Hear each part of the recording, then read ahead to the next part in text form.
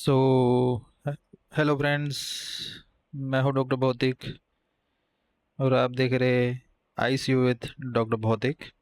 आज हम mechanical ventilation के सबसे इम्पोर्टेंट टॉपिक यानी वेव फॉर्म और लूप्स को सिंपल लैंग्वेज में समझेंगे। अगर आप आईसीयू डॉक्टर है या नर्सिंग स्टूडेंट है तो ये लेक्चर आपको वेंटिलेशन के एक रियल टाइम मॉनिटरिंग को समझने में हेल्प करेगा। सबसे पहले आता है कि वेव फॉर्म क्या है। वेव फॉर्म सिंपल वेंटिलेटर का ईसीजी है। जैसे ईसीजी हार्ट की एक्टिविटी बताता है, वैसे ही वेवफॉर्म लंग की एक्टिविटी को बताता है। वेंटिलेटर में मेनली तीन वेवफॉर्म होते हैं: प्रेशर टाइम, वॉल्यूम टाइम और फ्लो टाइम। जैसे आपने देखा होगा, जैसे ये हो गया पहला जो वेवफॉर्म है, प्रेशर, फ्लो और वॉल्यूम। और एक केपनोग्राफी को भी साथ में मॉनिटर करते हैं, यानी कि ईटीसीओ2। ठीक है, तो सबसे पहला है प्रेशर टाइम वेवफॉर्म। उसमें एक्स जो एक्सिस रहती है उसके ऊपर टाइम रहता है और वाई एक्सिस पे प्रेशर रहता है। उसमें तीन चीज़ें मेनली इंपॉर्टेंट रहती है। सबसे पहला रहता है पीक इंस्पिरेटरी प्रेशर। ये इंस्पिरेशन के दौरान मैक्सिमम प्रेशर है। अगर ये प्रेशर बढ़ता है उसका मतलब यानी कि पेशेंट को ब्रोंकोस्पाज्म है, या तो फिर सिक्रीशन है, या तो अपनी एंडोट्रेकियल ट्यूब है वो किंक हो रही है, या तो फिर हाई एयरवे रेजिस्टेंस बढ़ चुका है। तो रेजिस्टेंस है, एक्सटर्नल रेजिस्टेंस मतलब बढ़ चुका है। उसके बाद आता है प्लेटो प्रेशर।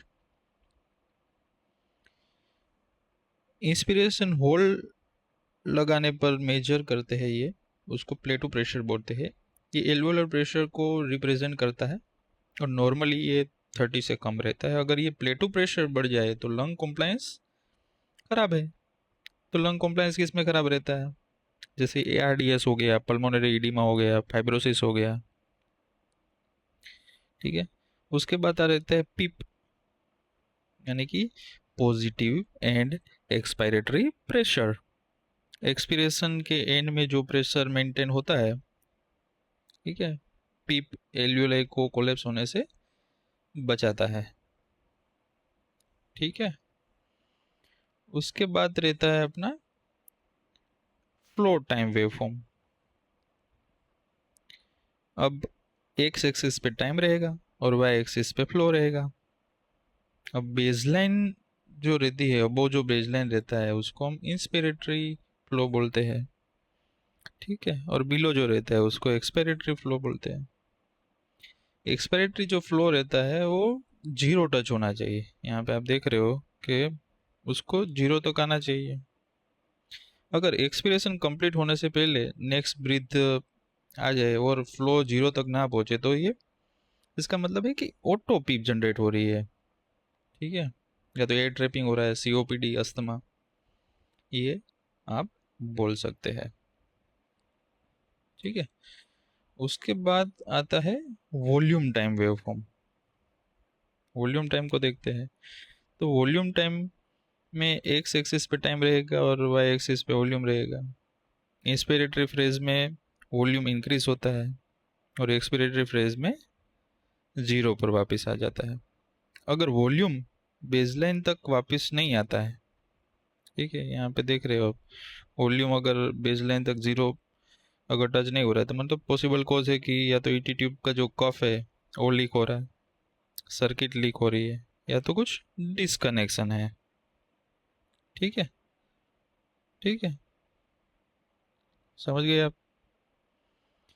तो उसके बाद आता है अपना केपनोग्राफी रहता है। केपनोग्राफी हमने देखा होगा कि आईसीयू में मॉनिटर करते हैं, तो उसका जो नॉर्मल वैल्यू रहती है वो 35 to 45 रहती है। ठीक है, मेनली उसके चार फेजेस रहते हैं: फेज 1, फेज 2, फेज 3 और फेज 0। फेज 1 एक डेड स्पेस वेंटिलेशन के दौरान होती है। फेज 2 एक्सपिरेटरी अपस्ट्रोक में रहती है। फेज 3 लेता है तो एल्यूलर प्लेटो बोलते हैं, एल्यूलर वेंटिलेशन के दौरान हो रहती है। और फेज 0 इंस्पिरेटरी बेसलाइन रहती है। ठीक है। अगर वो शार्प है, मतलब उसका जो वेव फॉर्म रहता है, अगर ऐसे कुछ हो रहा है, शार्प स्लर्ड अपस्ट्रोक हो रहा है, तो मतलब क्या, तो ब्रोंकोस्पाज्म है, सीओपीडी अस्थमा पेशेंट को है। ठीक है। उसके बाद हम देखते हैं कि प्रेशर लूप को देखते हैं कि लूप क्या हमें सजेस्ट करता है। दो टाइप के मेनली लूप रहते हैं। प्रेशर वॉल्यूम लूप रहता है, उसमें एक एक्सिस पे वॉल्यूम रहेगा और वाई एक्सिस पे प्रेशर रहेगा। नॉर्मली ये स्मूथ और ओवल शेप का रहता है। अगर हम जैसे ही प्रेशर बढ़ाते हैं, वॉल्यूम इंक्रीज नहीं होता है, तो मतलब इसका जो कर्व रहता है वो रिड्यूस हो जाता है, कॉम्प्लायंस उसका रिड्यूस हो गया। तो ये ARDS पल्मोनरी एडिमा फाइब्रोसिस में रहता है। अब यहाँ पे भी कभी क्या रहता है कि अपर में जो रहता है, इंस्पिरेशन के बाद थोड़ा बीक बनता है, मतलब कि अपर बीक अपीयरेंस, मतलब कि यानी ओवर एल्वेओलाई ओवर डिस्टेंडेड है।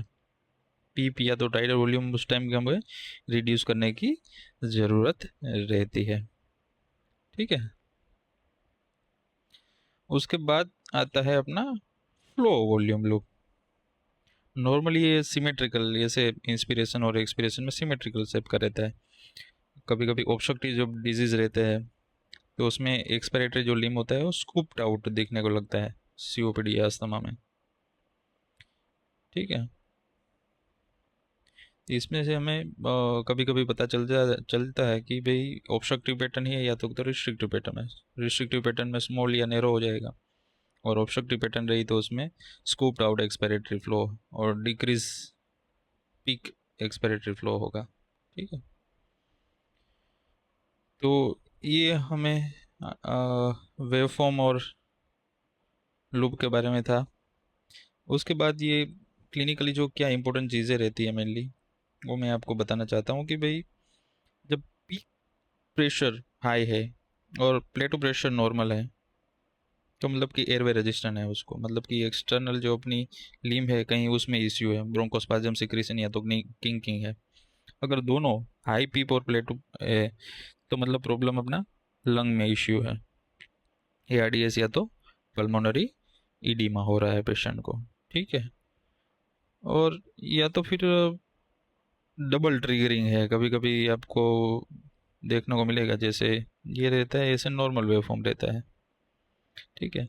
एयर ट्रैपिंग या ऐसा कुछ रहा, ऑटोपिप, COPD एक्सेजरेशन, तो उसमें वेवफॉर्म में प्रेशर में ऐसे चेंजेस दिखने को मिलेंगे, और फ्लो जो 0 तक नहीं रिटर्न होगा, वॉल्यूम भी यहाँ तक नहीं आएगा, फ्लो वॉल्यूम लूप में भी चेंजेस देखने को मिलेंगे।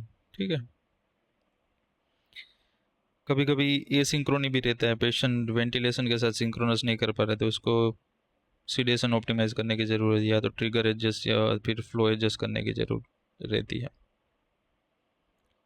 ठीक है। तो इससे सबसे पहले क्या क्या चीज़ें देखनी होती है, स्टेप बाय स्टेप देखें तो सबसे पहले चेक द प्रेशर वेवफॉर्म, उसमें हमें पीक, प्लेटू और ऑटो पीक, उसमें हमें रजिस्टर और कॉम्प्लायंस पता चल जाएगा। उसके बाद हमें चेक करना है कि flow waveform, does the flow to the zero, look for the obstruction, air trapping और पेशेंट एफर्ट। तो उसके बाद चेक करना है वॉल्यूम जनरेट हो रहा है नहीं, वॉल्यूम एप्रोप्रिएट पेशेंट को डिलीवर हो रहा है कि नहीं, कहीं लीक तो नहीं है।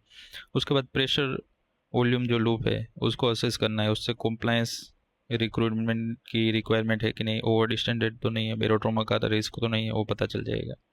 उसके बाद फ्लो वॉल्यूम लूप होता है, उसमें ऑब्स्ट्रक्शन, रिस्ट्रिक्शन और लीक के बारे में हमें पता चल जाएगा। सो वेवफॉर्म एक वेंटिलेटर की एक लैंग्वेज है।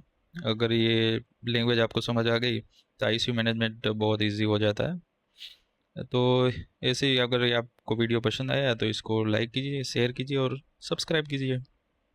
और मैं हूँ डॉक्टर भौतिक, मिलते हैं नेक्स्ट लेक्चर में, जहाँ हम ventilator mode, volume control mode, pressure control mode और PRVC को डिटेल में समझेंगे। Thank you. Thank you very much.